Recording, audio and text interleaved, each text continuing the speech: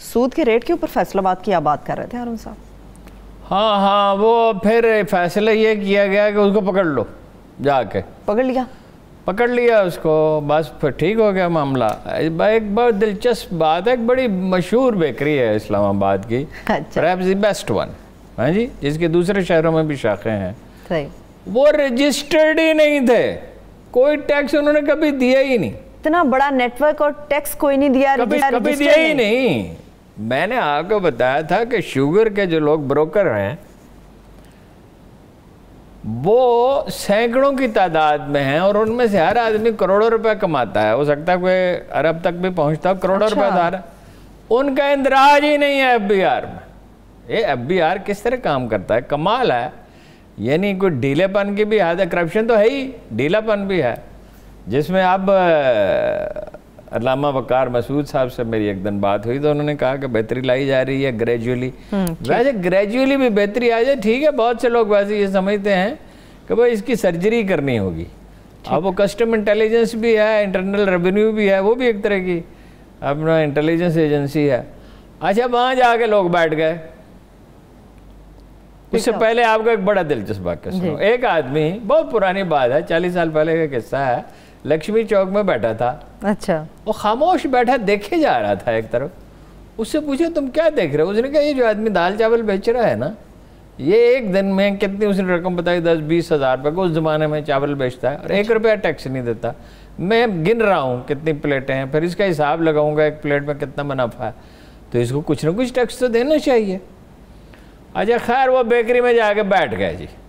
4 بیٹھ گئے. وہ تو آپ اس کو روک تو نہیں سکتے. 4 آدمی بیٹھ گئے جا کے؟ نہیں 4 دن کے لیے اس کی برانچوں میں ایک آدمی جا کے بیٹھ گیا اور انہوں نے اس کا حساب کتاب لگا. اب انہوں نے کیا کیا، وہ چلے گئے عدالت میں. عدالت میں جا کے کرتے کیا وہ ٹیکس دیتے تھے؟ کیا انہوں نے خود کو رجسٹر کرایا تھا؟ اور اس سے آمدن کہاں جا رہی تھی بغیر ٹیکس کی؟ کیا یہ ان کا حق تھا؟ تو پھر انہوں نے مقدمہ، جب انہیں سمجھایا گیا، غالباً ان کے اپنے وکیل نے بھی یہی کہا کہ بھائی صاحب اس سے تو آپ مارے جائیں گے، آپ کو تو بہت ٹیکس دینا پڑے گا، انڈرسٹینڈنگ کریں.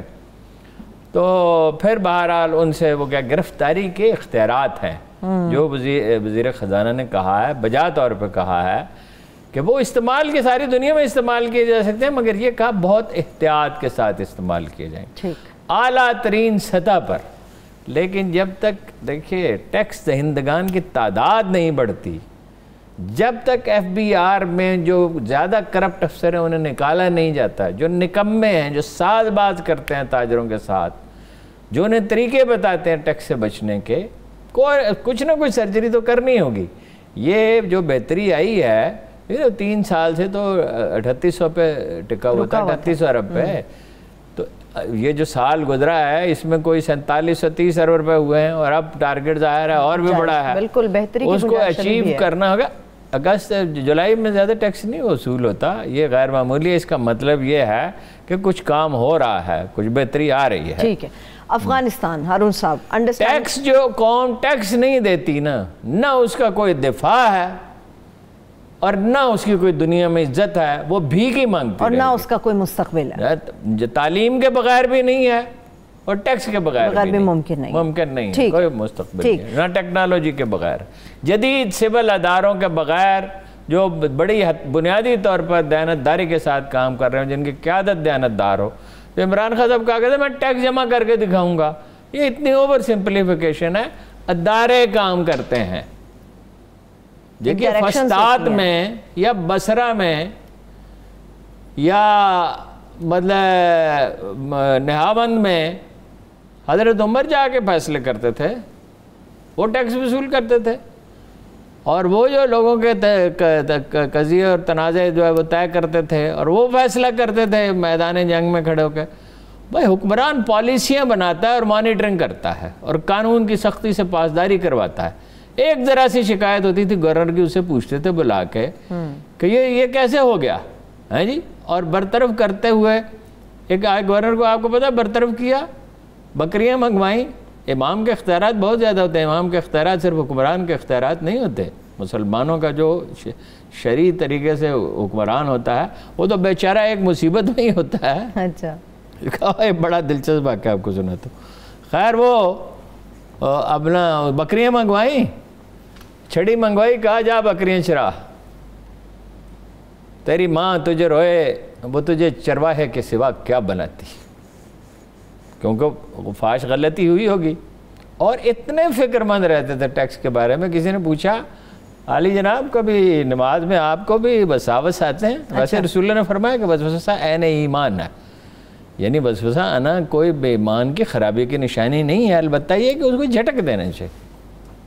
تو کہا یہ غالب بحرین کا نام لیا اس علاقے کا کہ اس کے ٹیکس کا پورا حساب ایک نماز میں نے کر ڈالا تھا. اچھا، یعنی کہ ان کے اتنے پریشان رہتے تھے وہ ٹیکس کو لے کے. وہ نہیں، ذمہ داری ٹیکس ہوگا تو محتاجوں کی مدد کی جائے گی، سڑکیں بنیں گی، پل بنیں گے، شفا خانے کھلیں گے، انتظامیہ کی تنخواہیں ہوں گی. ججوں کی تنخواہیں بہت زیادہ ہوتی تھی اس زمانے میں. صحیح ہے.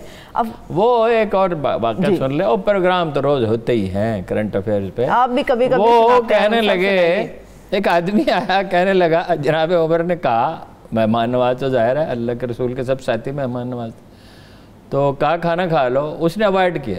دوسری دفعہ پھر اس نے اوائڈ کرنے کی کوشش کی. انہوں نے کہا یہ کیا بات ہے، پکڑتے بہت تھے، وہ بات کو پکڑ لیتے تھے، یعنی فوراً وہ باڈی لینگویج سے اور کسی رویے سے اندازہ لگا لیتے تھے. تو کوئی دیر از سم تھنگ رانگ. اسے کہا کیا بات ہے، میں تمہیں کھانے کی دعوت دیتا ہوں اور تم اپنا وہ پہلو بچا کے نکل جاتے ہو، ہیں جی بے رخی برتتے ہو. اس نے کہا امیر المومنین ہم ایسا کھانا نہیں کھاتے جیسا آپ کھاتے ہیں، ہم مرغن کھانے کھاتے ہیں، لذیذ قسم. انہوں نے کہا وہ مزاج تو ان کا ایسا ہی تھا. کہنے لگے تمہیں نہیں، تمہارا کیا خیال ہے، مجھے نہیں معلوم گندم کی تازہ روٹی کا ذائقہ کیسا ہوتا ہے اور بنے ہوئے گوشت کا ذائقہ کیسا ہوتا ہے.